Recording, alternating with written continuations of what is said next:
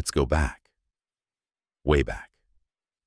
The land we now call Mexico was empty, almost untouched.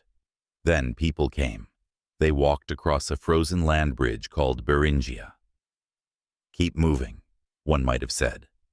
There's more food ahead. They settled. Rivers flowed, forests grew, and the land was good. This was long before pyramids or cities, but the seeds of civilization were planted. The Olmecs came first. Farmers, builders, and artists. They carved giant stone heads. No one knows why. This will last forever. An artist might have whispered, chiseling stone. They were right. The heads are still there. Time passed. Others rose. Teotihuacan, the city of the gods. Imagine walking its streets, pyramids on each side, markets buzzing with life. It wasn't built for kings. It belonged to the people. Look at that, a trader might have said, pointing to the pyramid of the sun. We built that. The Maya were next. They wrote stories in stone. Some of those stories survive. One stone says, "The king took power on this day." Another says, "There was a great feast." But even the strongest cities fall. Teotihuacan burned. Maya cities emptied. Some blame war. Others blame drought. The people moved on. Then came the Aztecs. They didn't start as rulers. They were wanderers. Build where you see an eagle on a cactus, their god told them. They saw it in the middle of a lake. Here, their leader said, we will stay. They built Tenochtitlan, a city on water.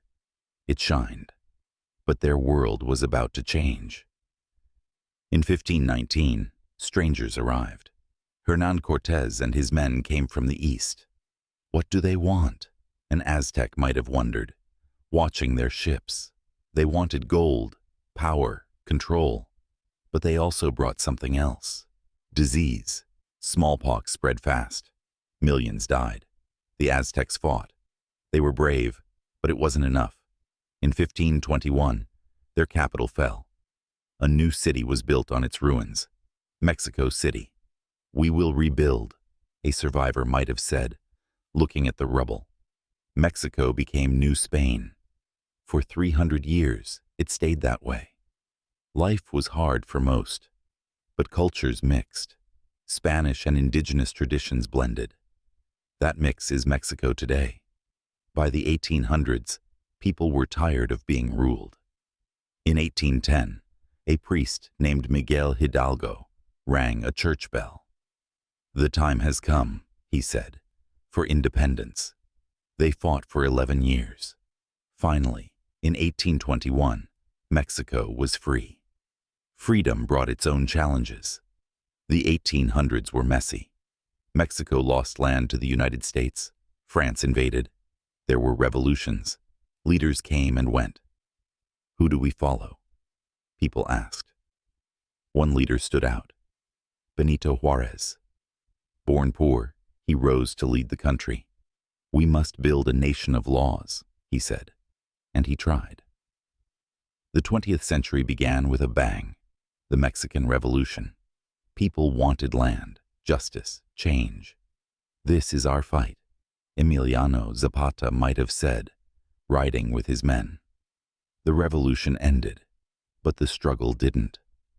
Corruption and inequality lingered, yet Mexico grew.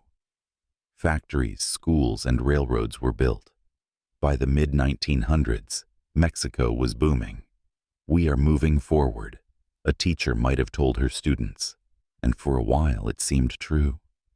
Today, Mexico faces new challenges, the drug war, poverty, but its people endure.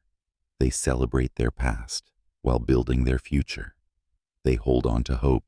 We've been through worse, a grandmother might say, and we're still here. Mexico's story is one of survival. From ancient cities to modern streets, its people have faced every challenge with resilience. They teach us something simple but profound. Life is hard, but we move forward, together.